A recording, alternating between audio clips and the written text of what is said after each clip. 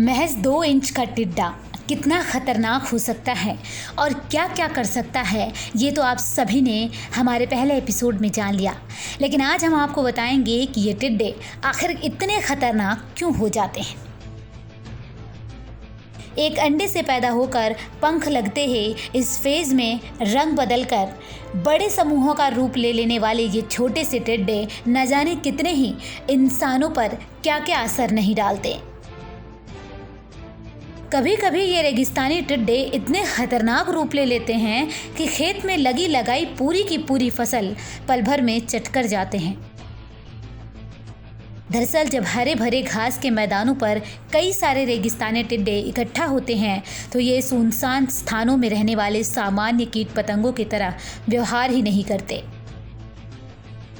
बल्कि एक साथ मिलकर भयानक रूप अख्तियार कर लेते हैं, जिससे भूखमरी की नौबत आ जाती है।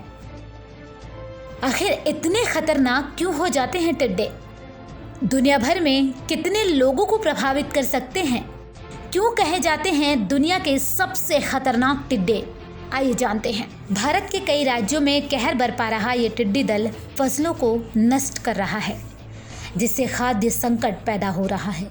संयुक्त राष्ट्र के खाद्य और कृषि संगठन के मुताबिक रेगिस्तानी टिड्डे दुनिया भर में 10 में से 1 व्यक्ति की जिंदगी को प्रभावित करते हैं। यही वजह है कि इसे दुनिया के सबसे खतरनाक कीट कहा जाता है।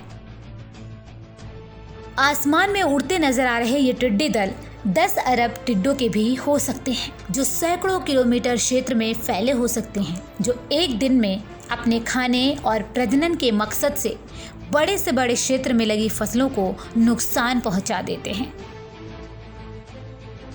अब बड़ा सवाल यहाँ यह है कि आखिर कब कब इन टिड्डियों की संख्या में इजाफा हुआ है।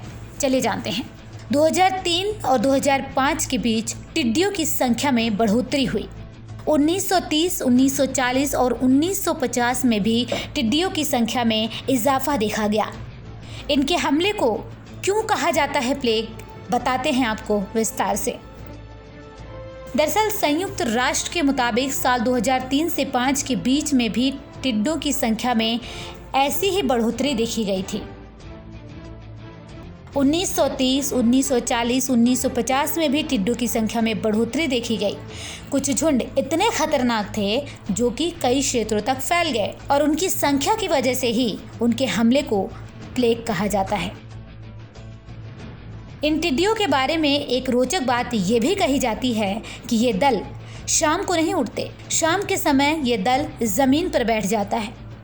टिड्डी दलों से निपटने के लिए इसी वक्त इन पर कीटनाशक दवा का छिड़काव किया जा सकता है, जिससे वो मर जाए और भूखमरी की नौबत ना आए।